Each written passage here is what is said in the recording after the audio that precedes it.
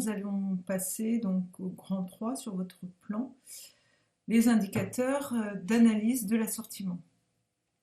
On a vu quelle était l'importance de l'assortiment, qu'est-ce que c'était qu'un assortiment, ses objectifs, ses contraintes. On a vu comment on construit un assortiment, et maintenant on va voir qu'il y a des indicateurs qui permettent d'analyser cet assortiment.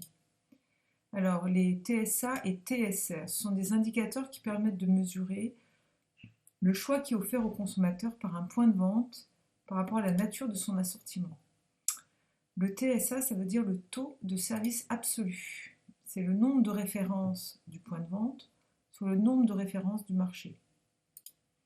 Le TSR, c'est le taux de service relatif. Il se calcule, lui, en rapportant le volume des ventes au volume de la demande. Donc on va voir ainsi en termes d'analyse d'assortiment, en utilisant ces deux indicateurs, eh bien, si mon assortiment est adapté à ma clientèle.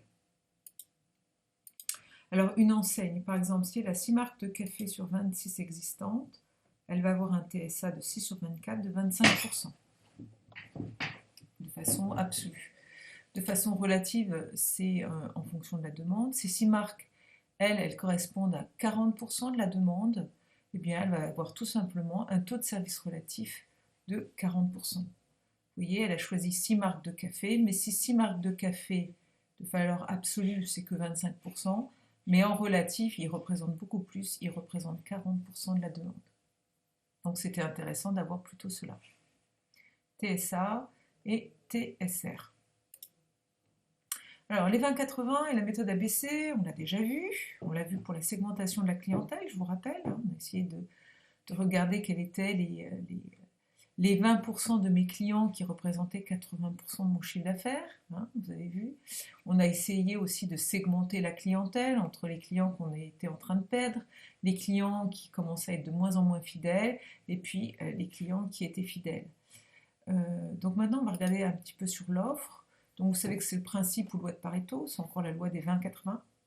80% des effets sont produits de 20% des causes. C'est ça la méthode des 20-80. 80% des effets sont dus à 20% des causes.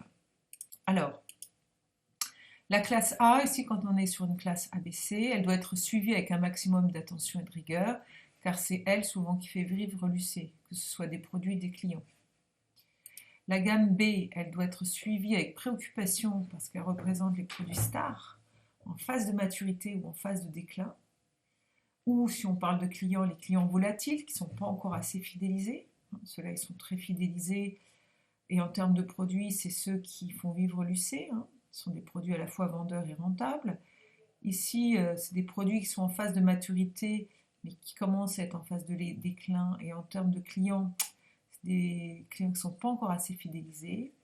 Et puis la classe C, ce sont des clients qu'il faut suivre de très près parce que cela représente des produits qui sont en phase de déclin ou tout simplement aussi des clients qui sont en perte de vitesse. Alors, l'analyse ABC, c'est une méthode de classification qui découle du principe de Pareto et elle est aussi fréquemment utilisée donc, dans l'offre et dans le domaine de l'analyse des stocks. Alors ici, on retrouve un chiffre d'affaires, vous voyez, avec 3 grandes classes. Alors si on parle de méthode de concentration des ventes, vous voyez, ici, 65% des ventes sont représentées par 10% des produits, 25% des ventes par 25% des produits et 10% des ventes par 65% des produits. Donc vous voyez cette classe extrêmement importante qui fait vivre l'UC.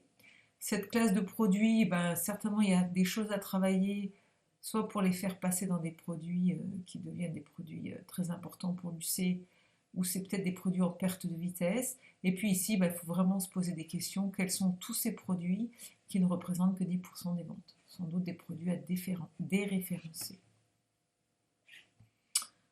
Alors, la valeur du stock, si on reprend la même méthode ABC avec la valeur du stock, vous voyez, ici 80% de la valeur du stock représente 20% des articles, 15% de la valeur du stock représente 30% des articles, 5% de la valeur du stock représente 50% des articles. Vous voyez, pareil, 3 classes pour lesquelles on va avoir une attention différente particulière mais différente. Vous voyez, ben là on retrouve un 20-80 et puis ici un 15, hein, ce qui va nous manquer 15 et 5, 30 et 50. Voilà, donc vous comprenez bien que ces 20 articles, s'ils représentent 80% de la valeur du stock, ben c'est des articles qui ont intérêt à tourner, hein. Sinon je vais engorger mes réserves. Alors, le calcul des rotations, donc des petits mots dessus, ça vous allez beaucoup le faire en sciences de gestion. Le coefficient de rotation des stocks, ça détermine le nombre de fois où le stock est complètement renouvelé pour réaliser un chiffre d'affaires donné pour une période donnée. Voilà. Donc combien de fois le stock est entièrement renouvelé? Et souvent dans vos magasins, on parle comme ça, on dit mon stock, bah, il tourne 3, 4, 5 fois dans le mois, ou 3, 4, 5 fois dans le trimestre. Donc on va calculer le stock moyen d'une période. Pour faire ça, c'est le stock initial plus le stock final divisé par 2. On peut calculer un coefficient de rotation. Donc c'est les achats en quantité ou en valeur divisé par le stock moyen en quantité ou en valeur. Enfin, la durée de rotation des stocks ou la couverture de stock qui se mesure en jours. Combien il faut de jours pour renouveler le stock moyen? L'objectif, c'est bien sûr de baisser au maximum la durée de rotation des stocks, car garder des produits en stock, ça coûte très cher. Donc la durée de rotation, c'est une durée de la période sur un coefficient de rotation. Eh bien, généralement, 360 ou 30 jours, voilà, on va calculer à l'année ou au mois. Alors l'ensemble de ces, retenez, hein, ces calculs de rotation des stocks, stock moyen de la période, calcul de coefficient de rotation, durée de rotation, ce que vous ferez en sciences de gestion et que vous devrez maîtriser. Alors, le taux de rupture, un autre taux concernant notre assortiment. On dit qu'un produit est en rupture lorsque le consommateur ne peut l'acheter et ne l'y trouvons pas, alors que ce produit est habituellement présent dans son linéaire.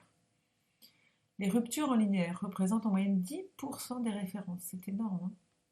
Bien sûr, ça génère de l'insatisfaction du consommateur. Et le non-achat dans 70% des cas, si la rupture est fréquente. Donc on perd de plus en plus de clients. Alors c'est dû à quoi? Une mauvaise gestion des points de vente, à une mauvaise anticipation des besoins des consommateurs. Ça peut être aussi un problème de stockage en réserve, des problèmes de RH. Alors, les solutions, c'est bien sûr une prise en conscience collective, hein, au niveau humain. Au niveau de la réserve, sans doute une réorganisation géographique, des nouvelles procédures organisationnelles. Vous aurez peut-être à travailler quelque chose sur ça dans votre PDUC. Regardez les enjeux ici. Donc ça date, c'est source MCA, mais je ne sais pas de quelle année.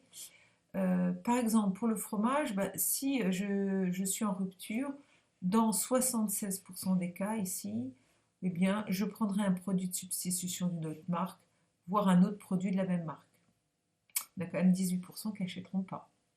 Par contre, pour le rasage, c'est très clair que si ma marque n'est pas là, et mon produit de ma marque n'est pas là, ben dans 58% des cas, je n'achèterai pas. La répétition des ruptures aggrave les conséquences. Regardez, on va aller chercher une substitution la première fois.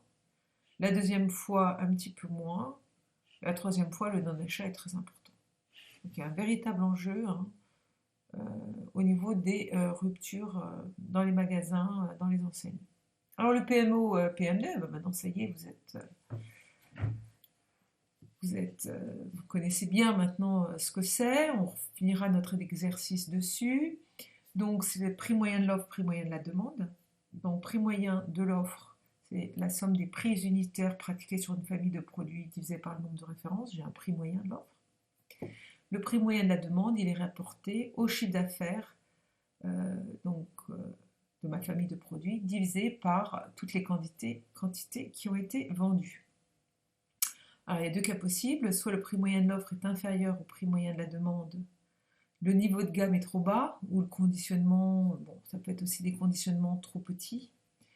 Le prix moyen de l'offre est plus grand que le prix moyen de la demande, donc là c'est l'inverse, c'est les prix qui sont sans doute trop importants. Et si le prix moyen de l'offre est égal au prix moyen de la demande, l'assortiment est équilibré. En fait, on dit qu'à peu près, il faut que ce soit entre 5 et 10%.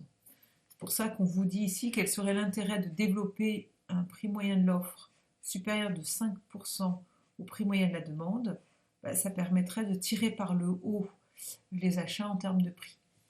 Donc voilà, on essaye de se situer un petit peu dans cet ordre de valeur.